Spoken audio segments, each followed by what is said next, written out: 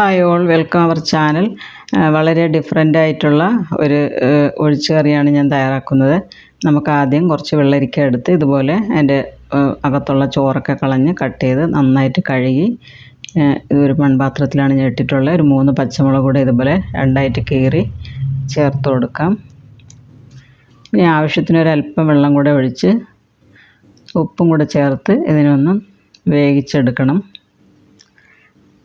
വേകുന്ന സമയം കൊണ്ട് നമുക്കതിലേക്കുള്ള അരപ്പ് തയ്യാറാക്കാം. തേങ്ങ ഒരല്പം മാത്രമേ എടുത്തിട്ടുള്ളൂ. ഒരു 1/4 മുറി തേങ്ങ മാത്രം എടുത്തിട്ടുണ്ട്. ഒരല്പം ജീരകം, മഞ്ഞൾപ്പൊടി, കൊച്ചുള്ളി കട്ട് ചെയ്ത് അതും ഇട്ട് കുറച്ച് വെള്ളം കൂടെ ചേർത്ത് ഒന്ന് അരയ്ക്കാം. അതിനുശേഷം നമുക്ക് കുറച്ച് തൈര് കൂടെ ചേർത്ത് നന്നായിട്ടൊന്ന് സോഫ്റ്റാക്കി എടുക്കാം.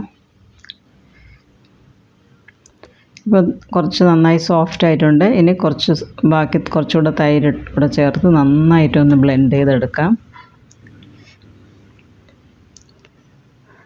ഇപ്പോൾ നമ്മുടെ വെള്ളരിക്കയും പച്ചമുളകും ഒക്കെ നന്നായിട്ട് വെന്ത് വന്നിട്ടുണ്ട്. ഉപ്പിട്ടിട്ടുണ്ട് ഞാനിതിലേക്ക്. ഇനി നമുക്ക് ഈ അരച്ച കൂട്ട് ഇതിലേക്ക് ഒഴിച്ചു കൊടുക്കാം.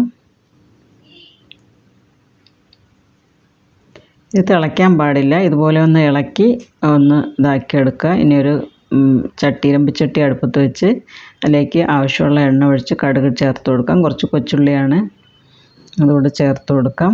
വറ്റൽമുളകും ഇതുപോലെ മുരിങ്ങയില ഉണ്ടെങ്കിൽ മുരിങ്ങയില ചേർത്ത് ഇതുപോലെ താളിക്കുകയാണെങ്കിൽ കറിക്ക് നല്ലൊരു ടേസ്റ്റാണ്.